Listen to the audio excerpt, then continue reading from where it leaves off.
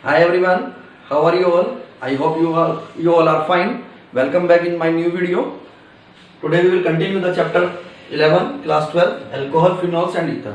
It is the lecture number 5. इससे पहले 4 lectures हो चुके हैं जिसमें हमने phenols की, alcohols की preparation और properties सब खत्म कर ली थी.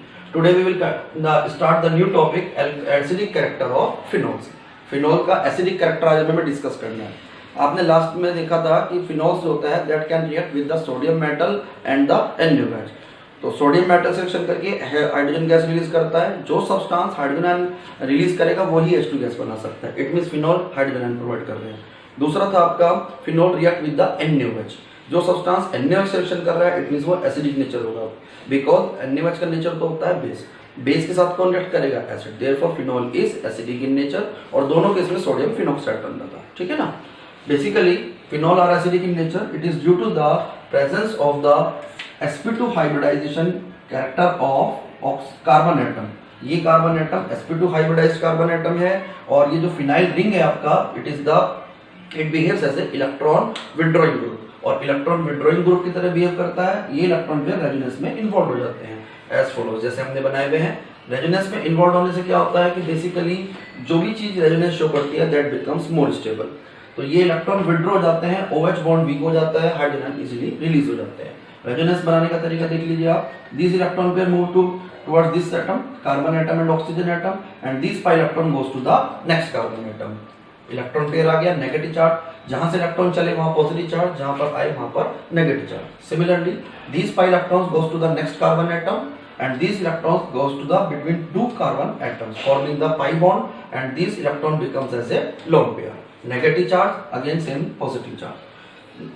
Again these electron move towards between these two carbon atom forming the double bond or pi bond and these electron goes to the next carbon. Similarly this process continues. These electrons goes to between these two carbon atom and this pi electron goes to the oxygen atom back. These are the 5 resonance structure of phenol.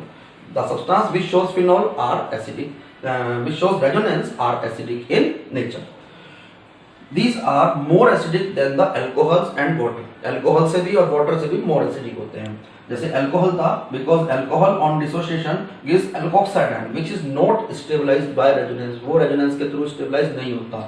But phenol की बात करें it gives the phenoxide ion which stabilized by the resonance. जिसका भी corresponding conjugate base यदि आपका stabilise हो जाता है बाय द रेजोनेंस या any other method then this substance has a tendency to lose the hydrogen ion. ये substance less stable है, फिनॉक्साइड आयन उल्टा ज्यादा स्टेबल होता है. After losing hydrogen ion phenoxide ion is form which is stabilised by resonance. Resonance दिखाने का method almost same है, बस एक छोटा सा डिफरेंस है. वहां हाइड्रोजन है, यहाँ पर हाइड्रोजन नहीं है. यहाँ पर लोन पेयर पहले से और एक्स्ट्रा हो गया और माइनस चार्ज आ गया. मेथड बिल्कुल सेम रहेगा. ये इलेक्ट्रॉन यहाँ जाएंगे, ये वाले नेक्स्ट कॉर्नर पे ऐसे. Similarly this electron goes to the next carbon atom and this pi electrons lone pair becomes as a pi electron. Similarly this electron moves between these two carbon atoms and this pi electron moves to the next carbon atom. Similarly this process continues and we get the final 5 resonance structure. अब आपके दिमाग में आ रहा होगा phenoxide ion more stable क्यों होता है? Because phenoxide ion में सिर्फ माइनस चार्ज है. Only negative charge is there, that's why it is more stable. But in case of the phenol, there is the positive charge as well as negative charge. Therefore, some energy is required for the separation of these charges. In charges को separation करने के लिए कुछ amount energy ज़्यादा चाहिए होती है. इसलिए इसकी energy ज़्यादा है तो stability कम है. जबकि phenol आयन में आप observe करो यहाँ सिर्फ negative आयन है. Only negative charge is there, therefore no such amount of energy is required for the separation of these charges. Only negative charge is there, that's why phenoxide ion is more stable, phenol is less stable. Therefore, phenol has a more tendency to form the stronger, more stable phenoxide ion and the hydrogen ion. Now, effect of the substituent on the acidity of phenol. Effect of substituent मतलब जो भी हमारे दो तरह के groups होते हैं basically electron withdrawing group and electron releasing group. If they are placed on the benzene ring what is the effect of these groups on the acidic character of phenol? Number 1 electron withdrawing groups like NO2 Cl. ये electron withdrawing group कहलाते हैं जो benzene ring से electron को withdraw करते हैं. Number 1 जैसे electron withdrawing group था आपका it directly proportional to the minus I effect. Means मैं क्या कहना चाह रहा हूँ, इलेक्ट्रॉन विड्रॉइंग ग्रुप होंगे तो माइनस आई इफेक्ट करते हैं. जितने ज्यादा इलेक्ट्रॉन विड्रॉइंग ग्रुप होंगे उतना ज्यादा माइनस आई इफेक्ट करते हैं. और माइनस आई इफेक्ट से क्या होता है, स्टेबलाइजेशन ऑफ फिनॉक्साइड आयन. ये जितना भी यदि कोई इलेक्ट्रॉन विड्रॉइंग ग्रुप होगा माइनस आई करता है और फिनॉक्साइड आयन की कॉरस्पॉन्डिंग जो फिनॉक्साइड आयन बनता है उसको मोर स्टेबलाइज बनाता है। Therefore, you can say that electron withdrawing group increases the acidic character of phenol। जैसे अब मैंने एक एग्जांपल ले लिया यहाँ पर ऑर्थोनाइट्रोफिनॉल और ये सिंपल फिनॉल है। मैं इन दोनों को कंपेयर करना चाह रहा हूँ, which one will be more acidic? Answer will be nitrofinol, orthonitrophenol, because nitro group is there which shows minus I effect and stabilize the corresponding phenoxide ion। जैसे यहाँ पर फिनॉक्साइड आयन बनेगा, मैं आपको बना के दिखा देता हूँ, ये और यहाँ पर ये, इन दोनों में जब ये माइनस आई करेगा तो इलेक्ट्रॉन इधर चले जाएंगे और ये फिनॉक्साइड आयन आपका मोर स्टेबलाइज्ड होगा, जबकि यहाँ पर कोई ऐसा ग्रुप नहीं लगा हुआ है। Clear? Similarly second electron releasing group. अब यदि कोई इलेक्ट्रॉन रिलीजिंग ग्रुप आता है तो जस्ट उसका रिवर्स होना है, लाइक CH3 ग्रुप हो, C2H5 ग्रुप हो या कोई भी एल्कोक्सी ग्रुप हो, मींस ईथर का पार्ट, ईथर CH2H3 हो, C2H5 और CH3 ग्रुप कुछ भी हो सकता है। तो ये इलेक्ट्रॉन रिलीजिंग ग्रुप क्या करते हैं? प्लस आई इफेक्ट करते हैं। More the number of the electron releasing group more will be the plus I effect. और ये डिस्टेबलाइज करते हैं फिनॉक्साइड आयन को, यानी कि आप कह सकते हो जितना ज्यादा प्लस आई इफेक्ट होगा उतना फिनॉक्साइड आयन की स्टेबिलिटी कम हो जाती है। देयरफॉर ये कम हो गए तो इसका मतलब ये होगा ये आपकी जो इलेक्ट्रॉन रिलीजिंग ग्रुप है they decreases the acidic character of phenol. Phenol के एसिडिक कैरेक्टर को कम करने का काम करते हैं। अब यदि मैं दो फिनॉल्स को कंपेयर करूं, जैसे आपका ये फिनॉल हो गया, ये ऑर्थोक्रिसोल हो गया, तो ये ऑर्थो जो क्रिसोल होता है बेसिकली इसमें CH3 ग्रुप है, it shows plus I effect and destabilise the corresponding phenoxide ion.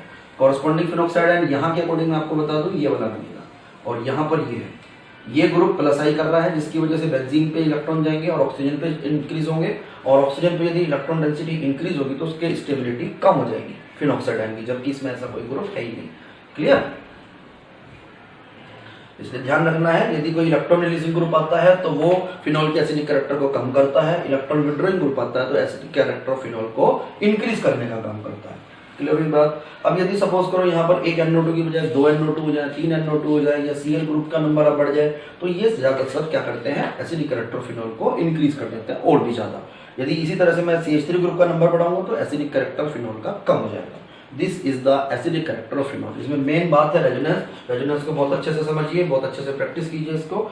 ये जितना आप प्रैक्टिस करके बनाएंगे उतना ही अच्छा क्लियर होगा। कॉन्सेप्चुअल क्वेश्चन इसी से बहुत बनता है। रीजन भी पूछ सकते हैं, स्ट्रक्चर देके कंपेयर भी करा सकते हैं कि भाई इनको एसिडिक ऑर्डर के इंक्रीजिंग या डिक्रीजिंग ऑर्डर में अरेंज कर दो। Next is the very small topic, test of phenols. Phenols का हमारा खत्म होने वाला है।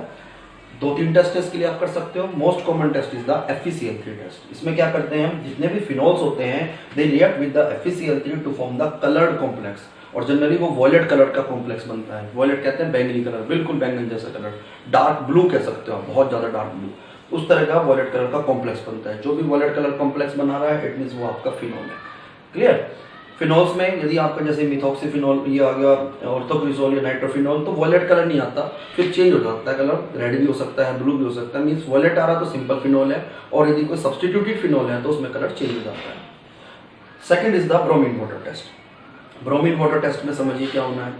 सिंपल, आपने ब्रोमीन वाटर फिनॉल में ऐड करना है और आपका 2,4,6 ट्राइब्रोमोफिनॉल का व्हाइट पीपीटी आता है। इसकी रिएक्शन हम पिछले लेक्चर में कर चुके हैं, आप लोगों ने नहीं देखा है तो वो भी देख लीजिए। Next is the azo dye test. Azo dye test या कपलिंग रिएक्शन जो टेस्ट है, इसमें क्या करना होता है, हम फिनॉल की कपलिंग कराते हैं with the benzene diazonium chloride at 0 to 5 degree Celsius. उससे फिर क्या बनता है, हमारा ऑरेंज रेड कलर की एजोडाई बनती है, जिससे आप उसको आइडेंटिफाई कर सकते हो। These are the test of the phenols. बहुत इंपॉर्टेंट है, 1 नंबर का क्वेश्चन यहाँ पर भी बनता है इससे। ये आप सब आपका कंप्लीट हो गया फिनॉल, अच्छे से इसको कीजिए। आपसे फिर मुलाकात होगी नए वीडियो में, नए लेक्चर के साथ। Thank you and have a good day.